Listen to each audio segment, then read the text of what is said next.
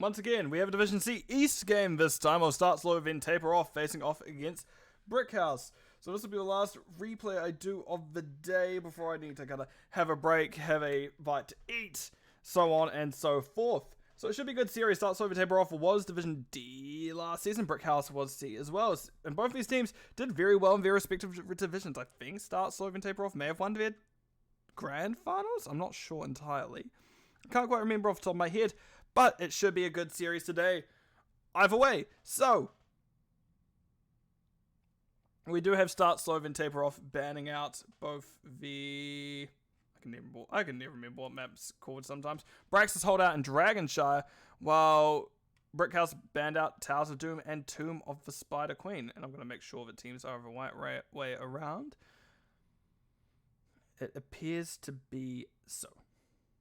So I'm going to open up the first map of Cursed Hollow. I do like Cursed Hollow. I wish more people did choose to play it. It is one of my favorite ones to play. So it will be good to see how this goes here. So I'm just opening things up now. What I'll do is jump on over into the game and we'll see how things go, shall we? Prepare yourself for So, battle. on the left side of Start Slow, Taper Off, we do have Fenrir on the Brightwing. Xenochrist on the... Oh, never mind. Xenochrist decided to go home. Xenochrist is on the Mirrodin. Real Big Dill on the Nazebo. Arlu on the Tychus. And Zero Day Attack is on the Hogger. Me on the right-hand side, we do have a lot of dancing, actually. Tater is on the Vala. Ronin on the Nubrak. Zesty on the... 5, Morales. Dizzy Wingman is on that Deathwing, and Hungry Bear rounding things out with the Gazlo. So we have a lot of combo potential here for the side of Brickhouse. But the question is, how well will that do into Start Slow and Taper Off? In terms of stacking, we see Real Big Dill has actually gone Toad build. Didn't quite find anything there. And we do have Vala going Creative Hunter, which I'm not very surprised. We do see a Morales who's likely going to go the Stim Drone. Yes, Stim Drone, to see if we can speed up that auto attack speed. But I wouldn't again, I don't mind seeing the what's the word I'm looking for? Medevac dropship. However, it's just not as good if there is a Deathwing around, because that's only 4 out of 5 members get in. Xenochrist is taking a decent amount of damage. Fenrir finds a bush full of beetles as Ronin is around the corner. Xenochrist getting hit the whole time. Tater's actually in an ideal spot here. The more they can just hit people, the better they are. Sure, if they die, it's not good at all, but if they're in a position where they are able to hit freely and get as many stacks they are, which they're already at 17, you very much take those. Arlu is hitting Ronin now.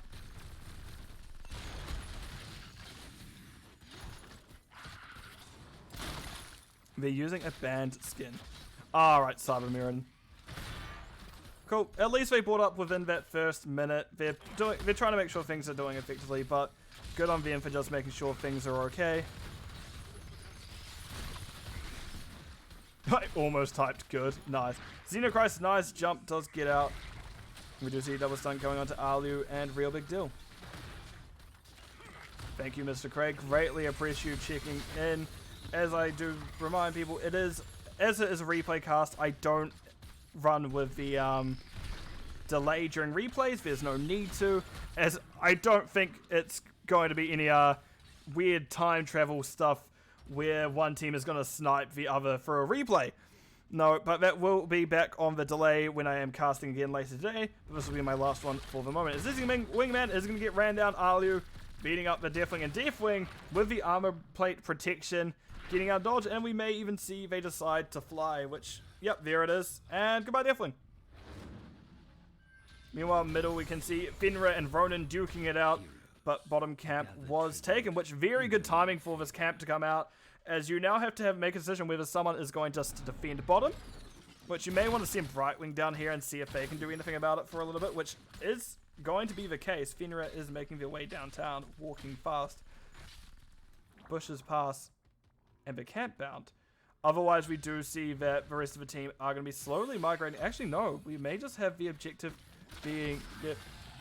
I love how Valk is here for one map that Deathwing is here. Just see Dargan.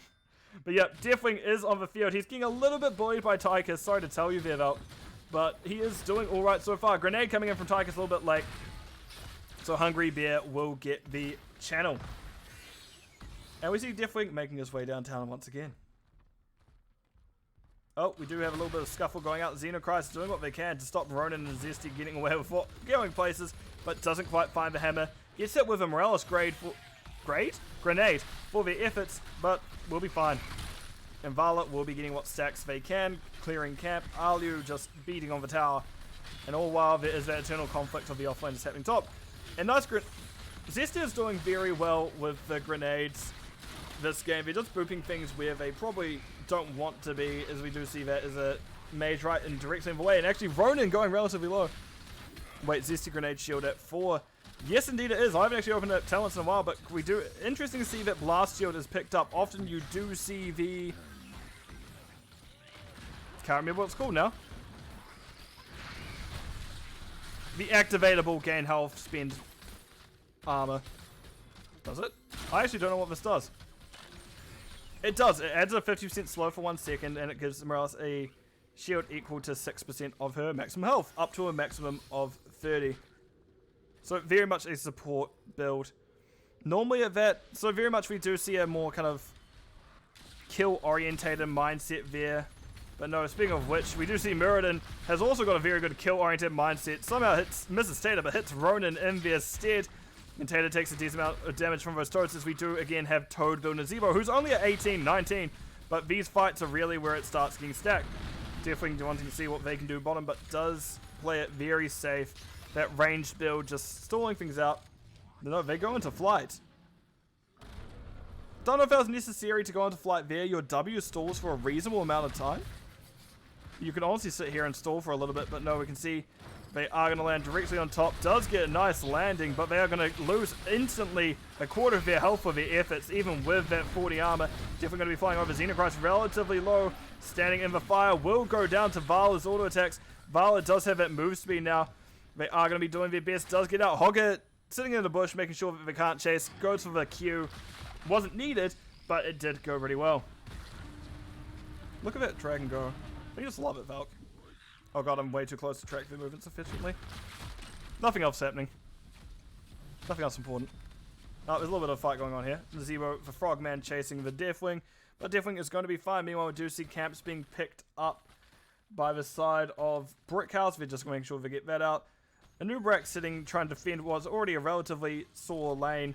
And meanwhile, Zero Day Attack is doing pretty well into Hungry Bear top. Hungry Bear is having a little bit more difficult than they would like. Zero Day Attack, Hogger I should say, is a pretty good hero to actually deal with Gazlowe, as their spin does a decent amount of damage to the turrets while they're at it, as well as their Q can do it. They've just got a lot of splash damage that deals with things. You can see now that Ronin and Co are going to be taking their bruise camp. Yeah, it is owning in team fights for now.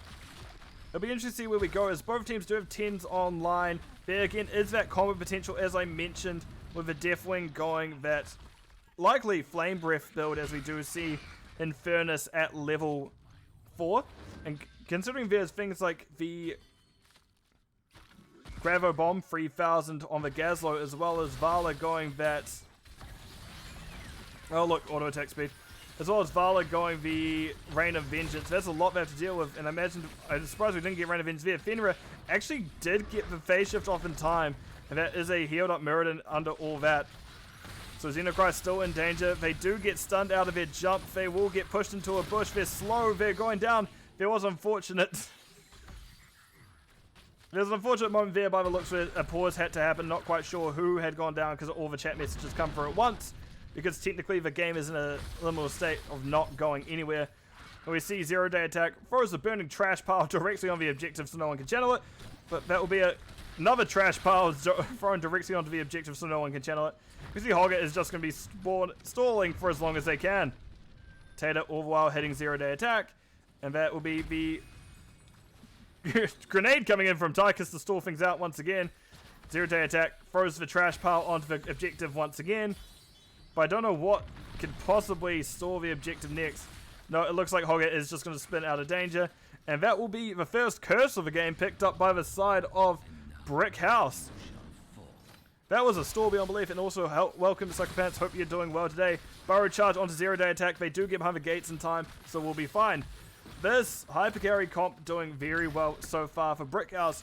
They do have a few things they need to watch out for, however, as Horteport going on to the Hogget onto the backline can do a lot, and we can see that is the auto attack speed once again, but you're correct.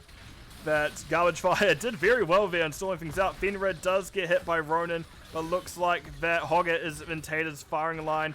0-day attack does get hit with a Cocoon. They will actually have Hortepult up. We do see that Emerald Wind pushing everyone back. It was a little bit early. Hogget has their Hortepult cancelled, will go down. It's nice you have such a supporting partner there. Psychopaths and Valk Slays. But no, that's a good fort take. Okay, I'm just going to let you two have your moment in chat. But no, that is the objective coming up. We're going down just now. We do see boss is started by Brickhouse. And all while Deathwing's actually bullying Xenochrist a little in bottom. Where is it?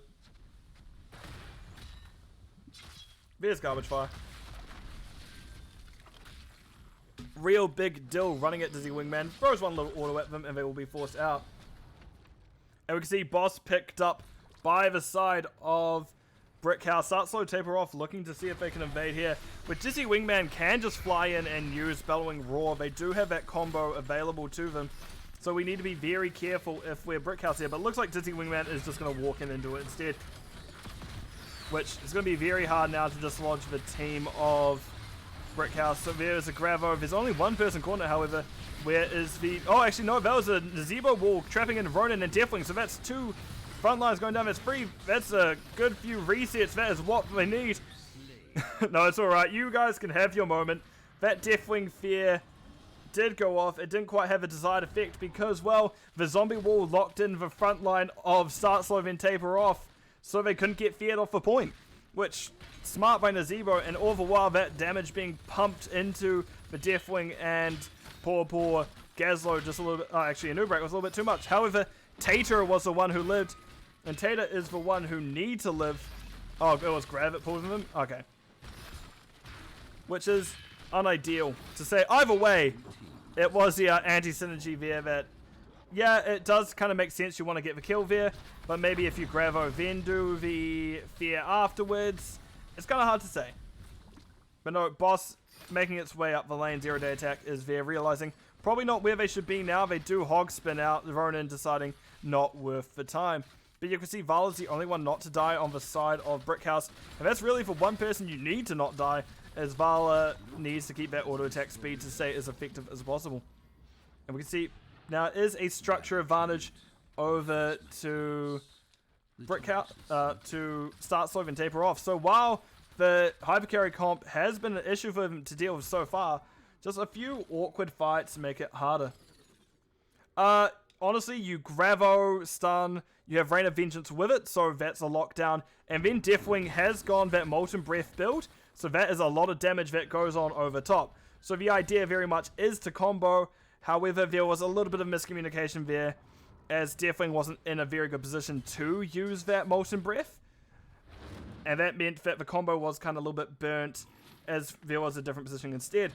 Which I guess you can communicate that a little bit better and that may go down a different way. And Deathwing's going to stall. Yep, that's what you need to do. Just channel from the opposite sides.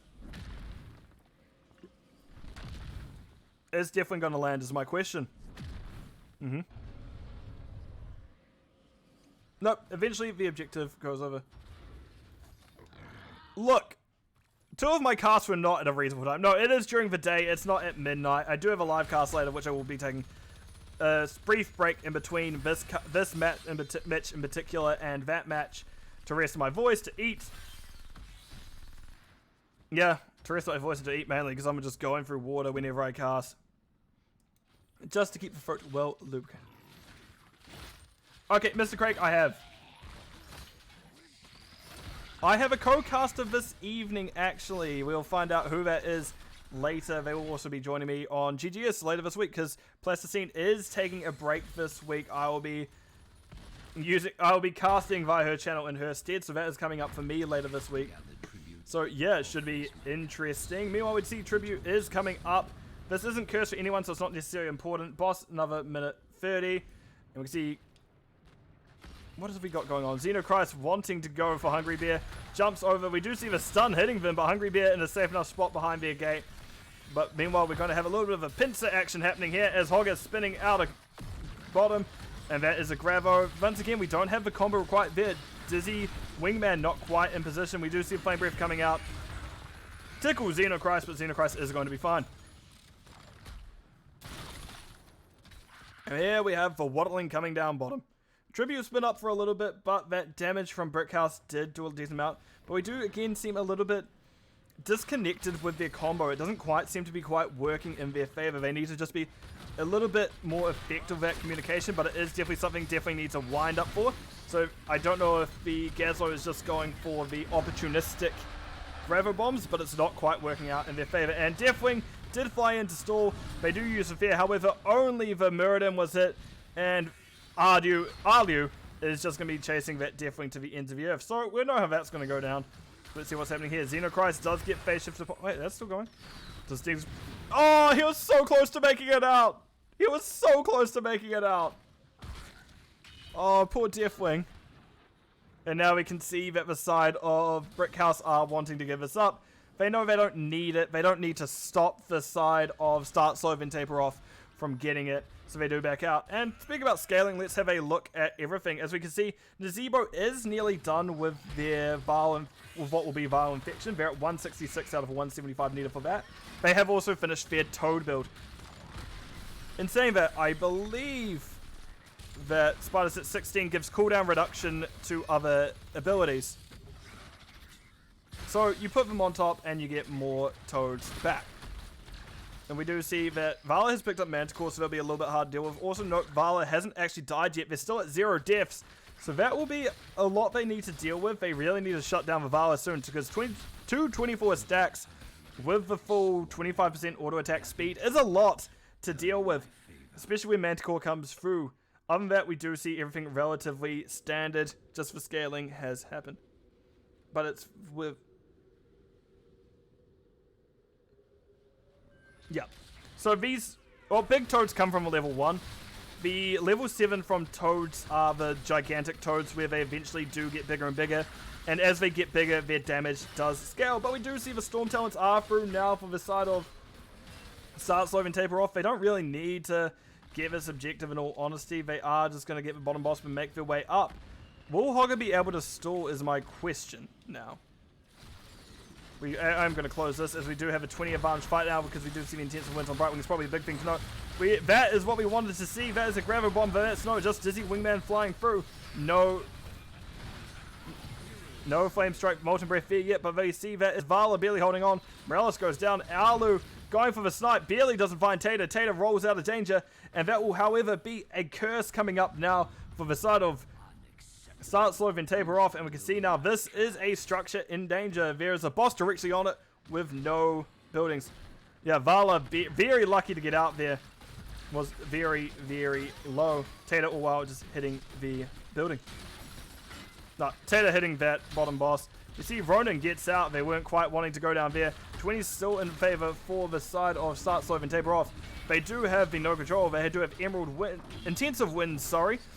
Nazebo did go that Vial Infection at level 20, as well as we do see Rewind and Big Red Button on the Tychus.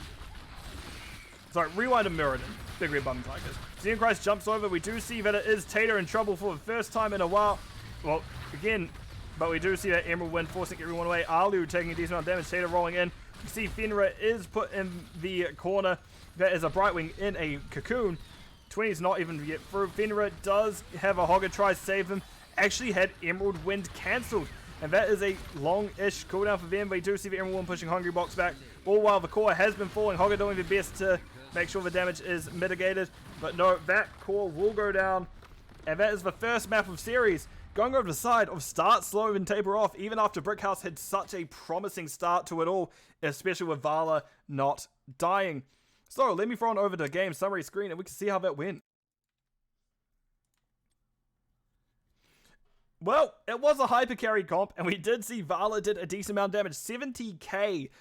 That is a good number to have, but it just wasn't quite enough. Because we see we have just a few times there was an anti-synergy from Brickhouse where they weren't quite able to get their big wombo off. Real Big Dill and Hungry Bear, well, Real Big Dill really doing the heavy lifting in terms of siege damage, 168k compared to the closest of Gazlo with 86k on theirs, and Alu did the most damage for the side of Startso Taper Off with 50k of their own. Other than that, we do see the siege, and Nazebo did do a little bit more of a Gazlo healing.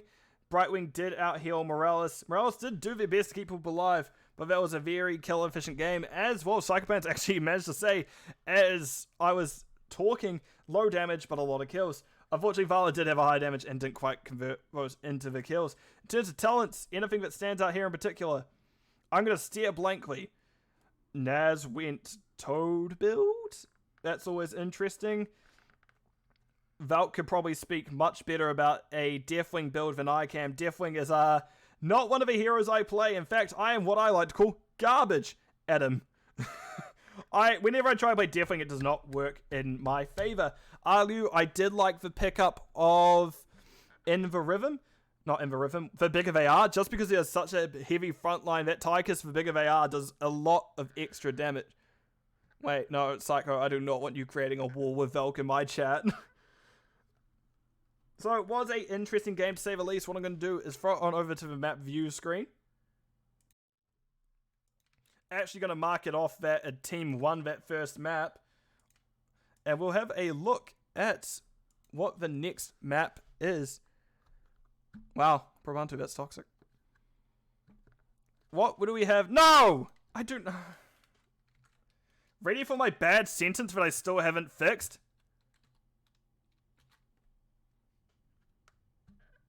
I need to fix that sentence.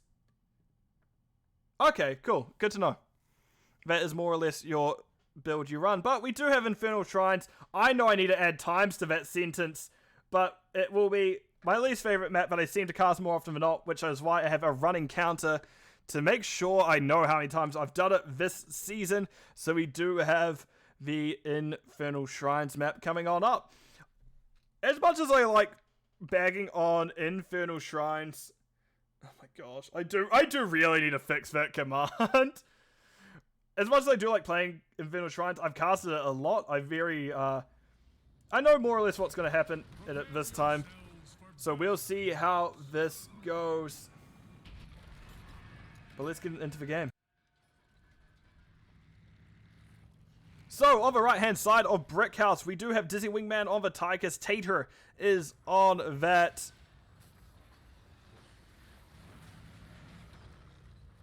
What's her name? Li Ming. Hungry Bear on the... I can't remember who else I was saying. Leoric Ronin, well, it's likely going to be a Taunt variant in Zesty on the Brightwing. On the other side, we do have Xenochrist on the Muradin. 0-day attack on the Blaze. I do love a good Blaze. Real Big Dill is on the Tassadar. Fenrir on Orphea. And Alu rounding things out on the... No one plays it. Whitemane. Not often I see Whitemane picked up. But somehow it's the second series today. Whitemane is here. Oh my gosh. We just give you a little bit of banter in the chat. You know what? I agree with Val. You're not useless, Psycho. I'm the useless one of the team. But we can see Zesty phase shifting on to Ronin does keep him up. And I will just say that I am on a team with both Valk. So Psychopants, they're both excellent players in their own right. Valk is a tank player that I wish I could play tank anywhere near as well as them. Go teams. And Ronin is going to be the one backing out as they are in danger. They do get back down to half their health. No phase shift from Brightwing currently. That will be back up again shortly. Dizzy Wingman and Ronin doing what damage they can. Nice stun onto Tater. Tater going, what the hell, man? That's rude. We have Whitemane going for the laugh. And they will be forced out. Xenochrist getting peppered by the Wingman. Does get the grenade onto Real Big Dill, however.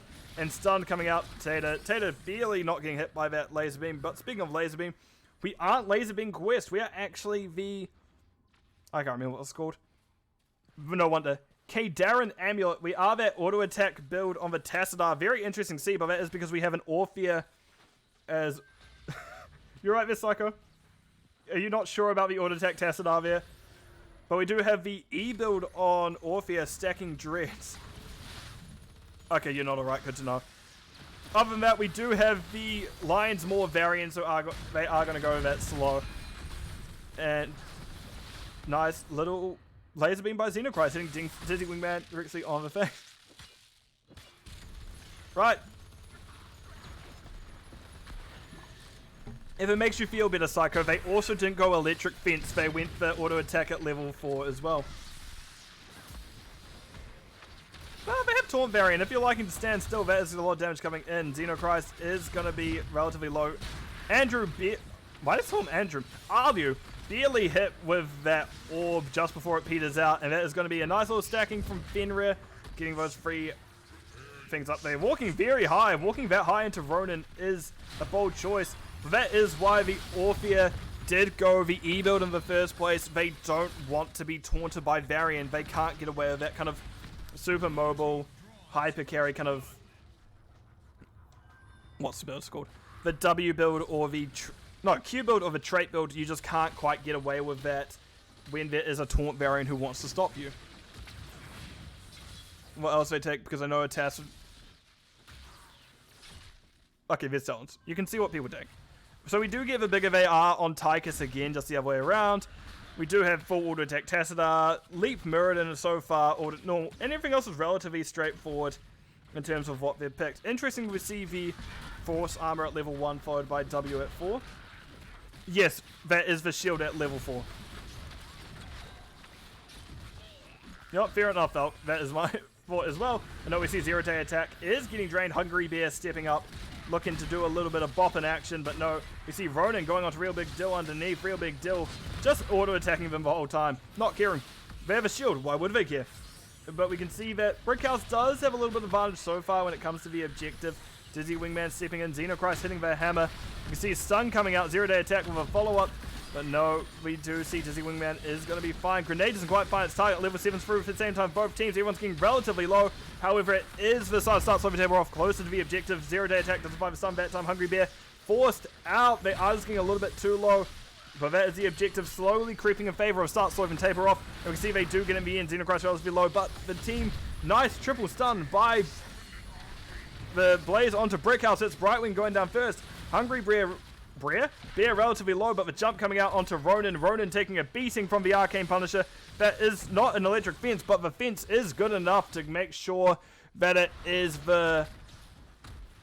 Wow, sorry, I just caught my breath after all that. The fence is the thing that makes sure that Varian goes down in the end.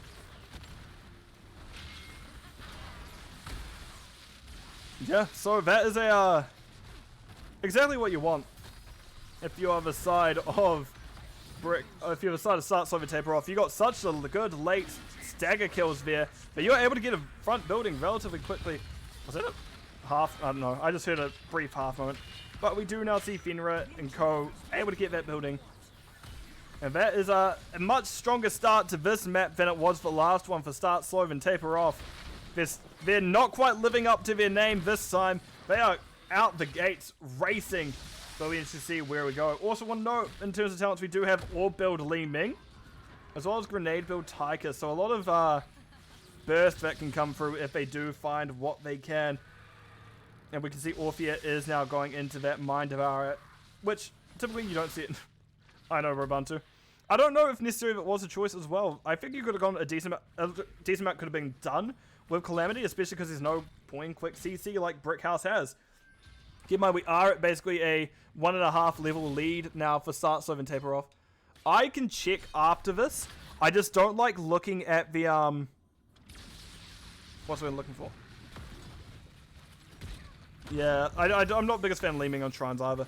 But no, I don't like looking at the map bans or hero bans prior to the game prior to casting a series, just because there's no really way for me to look at it without too many spoilers. So the answer is, to any questions about bans, I am not sure, sorry.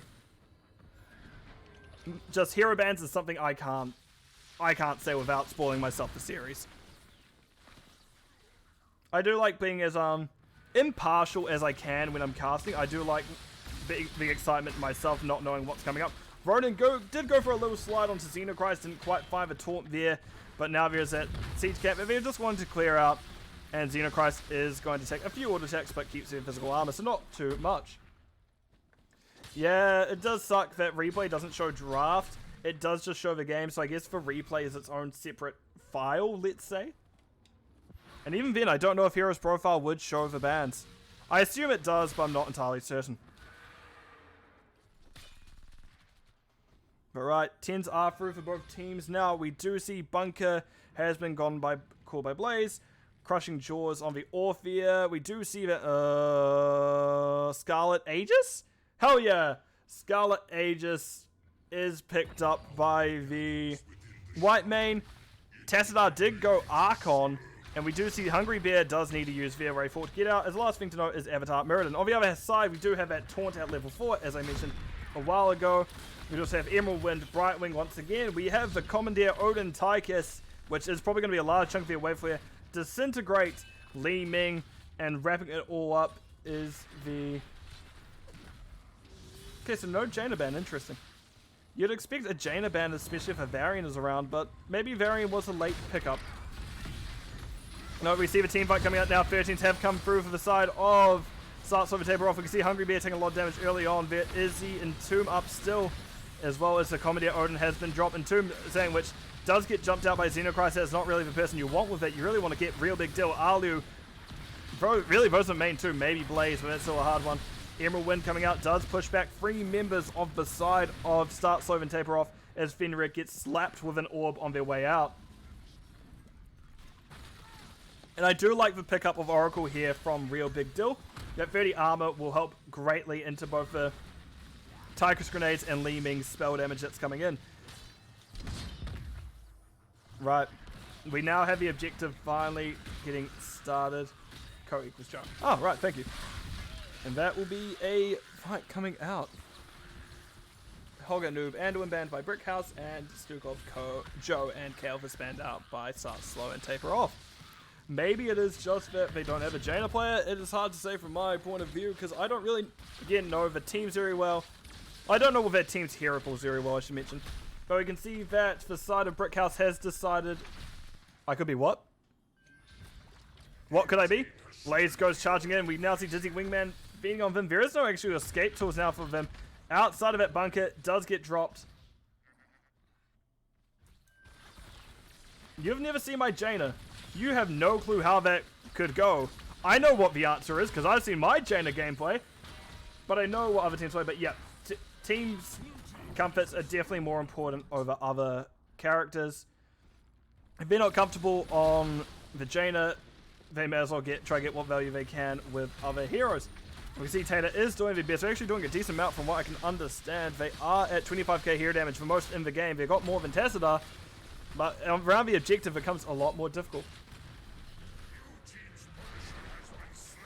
Right, and Ronan does help get that down. The Punisher did get the front gate, and that will be that done. And we do have Hungry Bear pushing in the front gate of Brickhouse. Not Brickhouse, what am I on about? Of Start Slow and Taper Off. I'm getting teams around the wrong way again.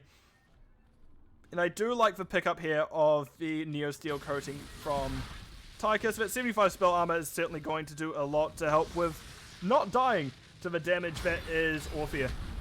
A nice double stomach 0-day attack once again, and we can see Hungry Bear goes down first. Ronan next on the chopping block will go down, taken out by the Orphea.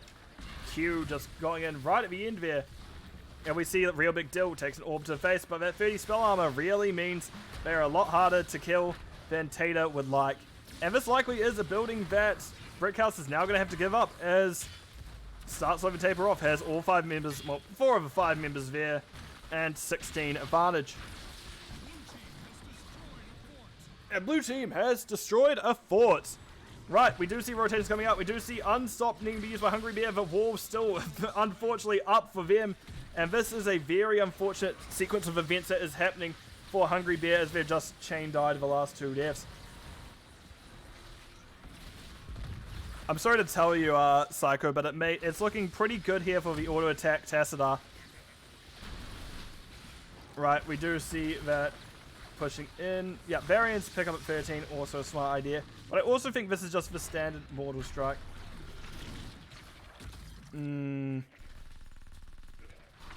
Yeah, it'll be interesting to see how that goes moving on. Hungry Bear needs to play a little bit safer for a moment. The team still needs 16s. At least objective isn't quite up yet. I imagine it's going to be called in the next 10 to 20 seconds or so. But now we can see Blaze is in trouble. Taylor does find the kill. Well, actually, I say the team finds a kill onto him as Varian finishes off. We do see them starting to backpedal now. Emerald Wind coming out, forcing the Tassadar into wall. And that is the fight that Brickhouse has been looking for. Steve Skull, Aegis drop, but it's already a bit too late for the other two. That's 2 kills now. Hungry Bear doesn't have Entomb up. They have a good slow, however. They did go, no, they did go over range. No, they did go paralyzing rage, so that will slow with the swipe. We do see that Alu is pushed back in. Dizzy Wingman doing what they can, but no, that's now the shrine being called. Just in a few moments, it looks like both team members of Start Slow Taper Off will be back up shortly. But that is definitely what the team of Brickhouse needed to get back into things. As we can see, they're starting their own Bruiser camp. But maybe it would have been smart to invade. As we do see that Start Slow then Taper Off are doing their own. In fact, yeah, I would have liked to see an invade here. That would have been quite a good thing to catch out. But we do have a Frozen Punisher coming up in the middle. Dizzy Wingman, I imagine, will start off in the normal form and then go to Commandeer Odin when necessary. But it looks like 4 out of 5 members here will be here shortly. I'm going to close this as we can see the talents, because we do have that auto attack Leoric rounding things out. But let me zoom back in as that is Commandeer Odin, and we're going to get a very spread fight here. Real Big Deal has Hungry Bear on them. We see the jump from Xenochrist. I would have liked to see maybe Hungry Bear getting Entomb onto Alu. Fenrir. There's the Entomb. A little bit late, but no, Dizzy Wingman does still have a Commandeer Odin up. But no, that is ultimately going to be fine. Hungry Bear is now in danger. We do see Phase Shift going on to him. Ronan split from the rest of the team. Real Big Deal doing a lot of their own damage. That is Xenochrist taking a decent amount. That is not the easiest thing to get through while Tychus was in Commandeer Odin. But even Tychus, his percent damage is diminished. They did go for bigger they are, so their finishing potential is not quite the same. That is why you pick up the grenades at 1, 7, and typically 16, but no, they went to the percent damage there as well. Percent on autos there as well. Ronan gets a little bit of a heal off from W, but no, they will go down. That is a tank down. Zesty gets Tassadar walled. Well, briefly keeping them alive, but it does not still end in their favor. And what was looking to be a good comeback from Brickhouse is now in favor of Start Slow and Taper Off, as they have a Frozen Punisher pushing in. And that is going to be an awkward situation. It really needs to be Leoric taking... Oh. Well. I didn't expect the Lemming to die there, but it happened. But no, now we do see the Frozen Punisher pushing in. The gates are very much closing on Brickhouse's time here. Will they be able to hold is my big question. We do see Varian and Brightwing up in a few moments, but however, Lemming is dead a while longer. Hungry Box does get hit by the jump. We do see the Crushing Jaws coming out. That is them going down before they even have a chance to do anything. Dizzy Wingman does get saved by Varian Taunt, but that is the core falling. This looks to be the end of a series, folks. I really do. What is his name? I'll just quickly have a look. Hungry Bear. I guess, wait, Hungry Box is the professional Smash player, isn't he? I see what I'm doing wrong. This is like me calling Gambit Gaming Granite Gaming. It's not my brightest moment. I am just a simple man. I sometimes get things wrong, and it does happen. But looking at the talents, just to quickly dissect what's happening here. Orphea didn't actually manage to finish either of her E-quests. 1 stack off for both of them. Otherwise, you see Tassadar to go for auto build, which is definitely interesting. Other than that, Lemming, I don't know, is the pick of this mech. Yeah, it may be a comfort pick for Tater, but the objective is so hard for them to get value around. I do like that Leoric was going to be auto attack build, especially into Blaze and Muradin. In terms of stats, we can see that Lemming did still do a decent amount of damage, even with that, and Orphea did a decent chunk of their own. Tassadar had most siege compared to Leoric's as well. and even Blaze was ahead of Leoric, as we did see they ended up running away with it. And healing, Arlu did very well in these objective fights. Zesty tried to keep up, but was slightly outpaced. So, that will be it for me for now, just because I do need food. My stomach has started complaining. I don't know if that was picked up on mic, but my god, it sounded like if I was in the ocean, a whale would be able to be called by that sound. Yeah, Linebus does need to eat. I do need lunch. It is,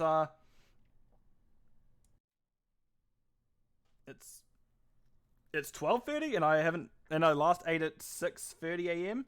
So we've gone to 6 hours. Look, I've never claimed to be a good streamer by any means. I just like talking about the game. But I'm hungry. Lime needs food. That was a good series for both teams. That first map was well played by Brickhouse to start slow and taper off. Didn't manage to pick it up at the end.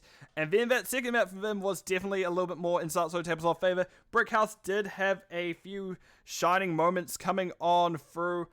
As I said, I will be back this afternoon with a cast of my old team, Heavy Greg and Bunker Fun Time.